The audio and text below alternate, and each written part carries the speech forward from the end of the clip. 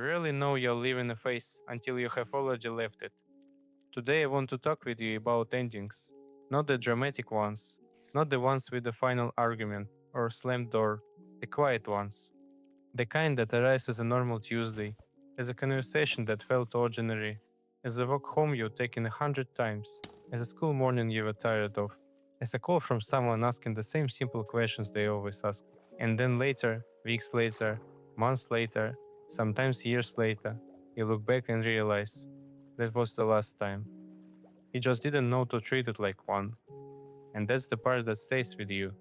But that you didn't get to say goodbye properly, because at the time, it still looked like regular life. There is a cafe I used to go almost every week. Same corner table, same order, same feelings when I walked in. At some point, it became part of how I understood my week. Not something special, just a small piece of the routine, reliable in that quiet way some things are when life has settled into a shape. And then I stopped going. I couldn't tell you the exact week. There was no bad experience, no decision, no reason I can point to. I just didn't go once. Then again. Then enough time passed that returning would have felt strange. Like explaining myself to a place that never asked where I went. That's how it ended. No last coffee. No final look around the room. No moment where I thought, take this in. This is the end of something. Just a corner table that probably still exists, with someone else sitting at it. Most things end like that. A last message in a conversation nobody continued. A walk through streets you used to know by feel, before those streets stopped being part of your life. A group chat that slowly became quiet. A Sunday routine that one day wasn't a routine anymore. The ending is usually past tense. You don't catch it happening. I think about the last time I did a lot of things without knowing it was the last time. The last time I spoke to someone I was in love with, while the relationship still felt alive. The last time I sat in a classroom and wished the lesson would end. The last time I walked into a university building, thinking I was tired of all of it, not realizing that one day I would miss the responsibility of those years more than the classes themselves. The last time I answered a phone call from someone who is no longer here. At the time, it was just another call. How are you? Have you eaten? Are you warm enough? Are you studying? Questions so simple they always annoyed you. And now you would give almost anything to hear them one more time. Not because the questions were important, because the person asking them was. There's something painful about relationships that were once beautiful and still ended. Because not every ending means something was fake. Sometimes it was real, and then life moved. The people can love each other, mean it, build something warm, become part of each other's days, and still reach a place where the old shape doesn't hold anymore. That's a different kind of sadness. It's easier when something turns ugly, at least then you have a reason, a clear object for the pain.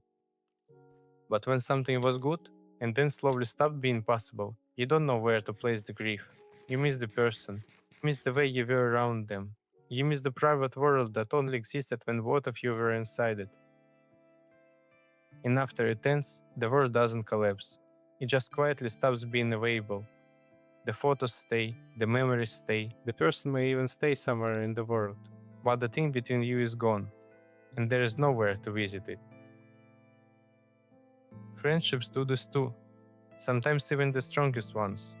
A friendship can have its own era, inside jokes that took years to build, a way of speaking nobody else understood, a person whose name appeared in almost every story you told. For a while, it feels impossible that this could ever become distant.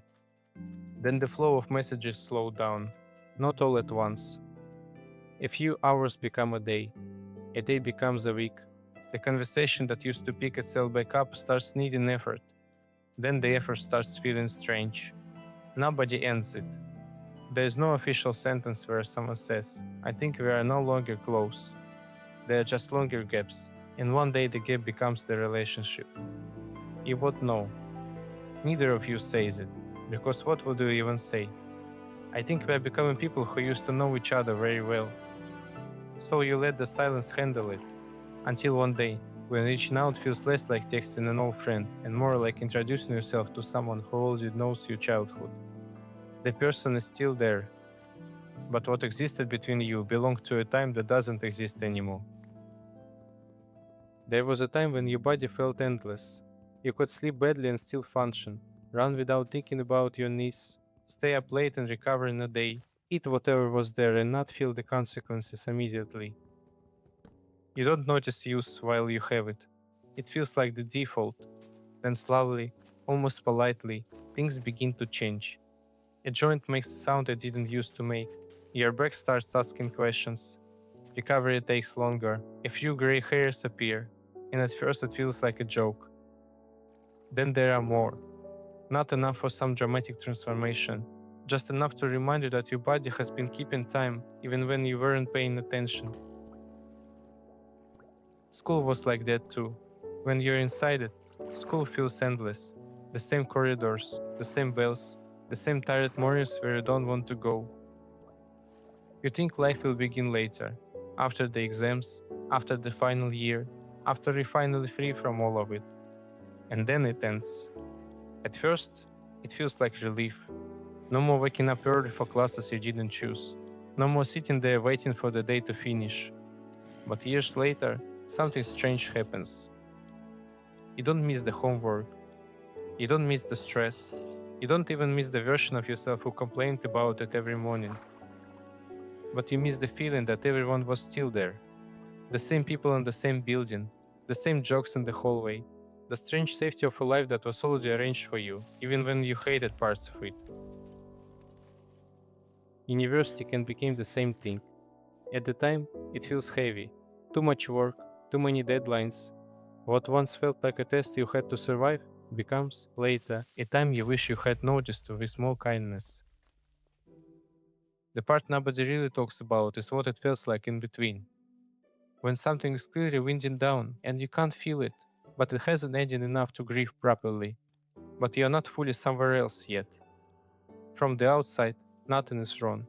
You're employed, you have people, you eat, you answer messages, you move through the day, but something that used to be there isn't there anymore. I think you feel it most clearly at night when nothing dramatic has happened and there is no obvious reason to be sad. You lie in bed and understand that a part of your life has gone quiet. Some endings don't take people away from you.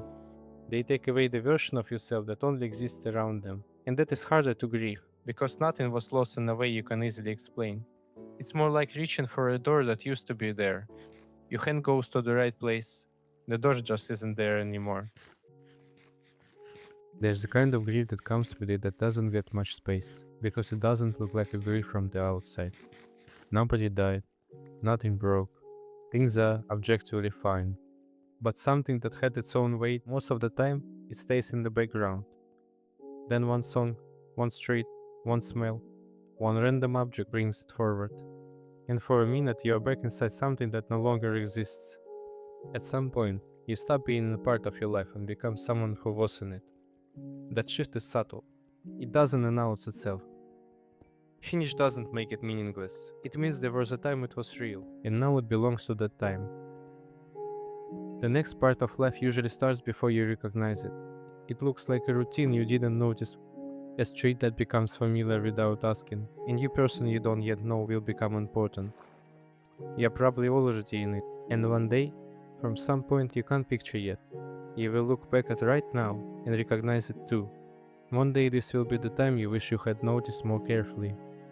Not because it was perfect, not because it was easy, because it was yours while it was happening. And one day, that will be enough to make you miss it.